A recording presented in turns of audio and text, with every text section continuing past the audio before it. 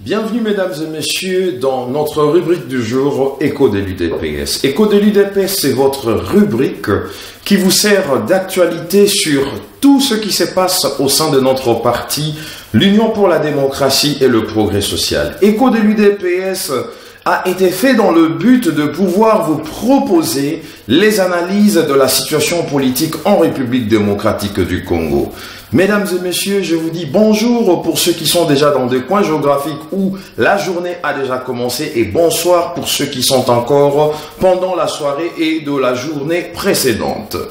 Au menu de notre rubrique Écho de l'UDPS, il est temps que, chers internautes, chers militants, chers combattants du parti, peuple congolais, congolaises et congolais, que l'on puisse faire une rétrospective sur le bilan du départ de notre président, son arrivée, le meeting et toutes les rencontres diplomatiques, politiques qui se sont passées après le meeting du 31 juillet 2016 sur le boulevard Triomphal.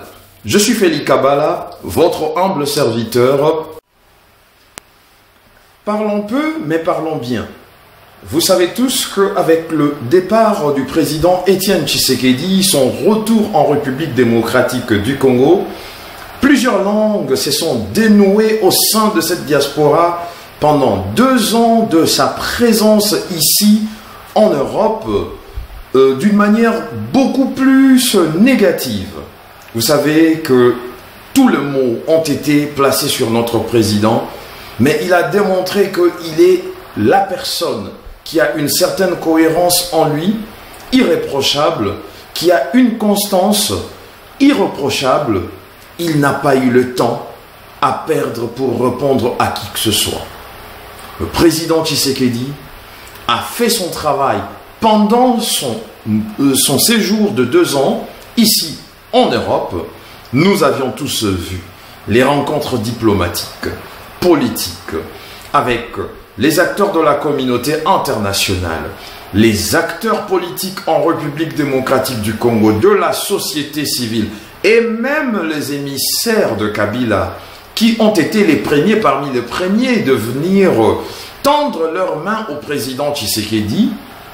Comme on ne prête pas des intentions aux uns et aux autres, nous avions cru qu'ils étaient de bonne foi. Mais on savait qu'il fallait se méfier derrière. Mais pour démontrer la capacité de l'homme tolérant, de l'homme démocrate qu'il est, il a laissé ses oreilles ouvertes pour entendre ce qu'ils avaient à dire de la part de leur chef, Joseph Kabila. On a eu Ibiza, on a eu Venise. C'était des échanges, des premiers échanges qui permettaient à ce que l'on puisse savoir là où on va en ce qui concerne le dialogue. Lorsque le premier échange a eu lieu, tout s'est bien passé. Mais c'est au deuxième rendez-vous que les émissaires de Kabila ont changé complètement les langages. Et c'est en ce moment-là que le président Étienne Tshisekedi a dit « Stop ! Vous retournez à la base et vous laissez ces gens continuer leur route. » Nous, on a continué la nôtre dans la diplomatie. Et vous savez très bien quels ont été les résultats qui nous ont amenés jusqu'à ce que la classe politique, l'opposition, puisse se réunir autour de l'image iconique d'unité et symbolique, le père de la démocratie, qui est le président Étienne Tshisekedi, à Jean-Val du 8 au 9, et la signature de l'acte d'engagement est intervenue dans la nuit du 10, dans la journée, la matinée du 10 et la nuit du 9. Et vous savez qu'aujourd'hui, il y a une plateforme qu'on appelle le rassemblement.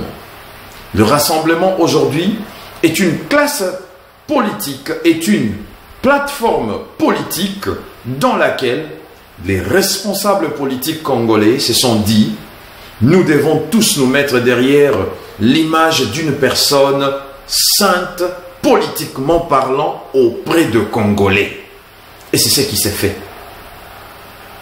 M. Etienne Tshisekedi est venu pour son dernier grand rendez-vous, c'était ici à Paris, au Quai d'Orsay. Nous étions là, nous avons couvert l'événement pour vous, et c'était un succès diplomatique, et vous avez même vu que le représentant du président Barack Obama, pour la région de Grand Lac, M. Tom Perriello, était présent à ce rendez-vous au Quai d'Orsay. M. Etienne Tshisekedi a pris son avion le 26 pour arriver au Congo le 27.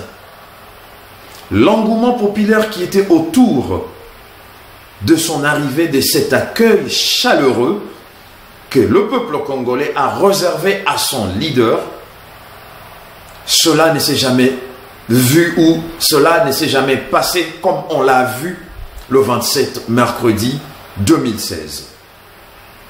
Merci au peuple congolais, car vous avez démontré à la face du monde entier et vous avez aussi envoyé un signal clair à la diaspora congolaise. Parce qu'on doit se le dire clairement, qu'il y a ce qu'on appelle la diaspora responsable et la diaspora moins responsable. Cette diaspora qui est responsable, c'est celle qui s'est érigée sur le chemin noble d'un combat noble et intègre.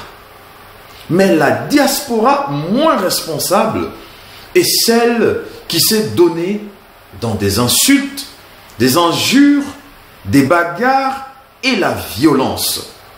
Nous ne faisons pas partie de cette diaspora. Nous faisons partie de la diaspora qui a accompagné le président Etienne Tshisekedi tout au long de son séjour jusqu'à ce qu'il prenne son jet affrété pour son retour à Kinshasa le 27 juillet 2016. Congolais et Congolaises, aujourd'hui vous avez le président Tshisekedi à Kinshasa. Le président Tshisekedi est parmi vous. Il a livré un meeting de plus de 40 minutes. Il s'est adressé à vous. Il s'est adressé à toute la nation congolaise et même nous autres qui sommes dans la diaspora communautaire internationale y compris. Le message a été clair.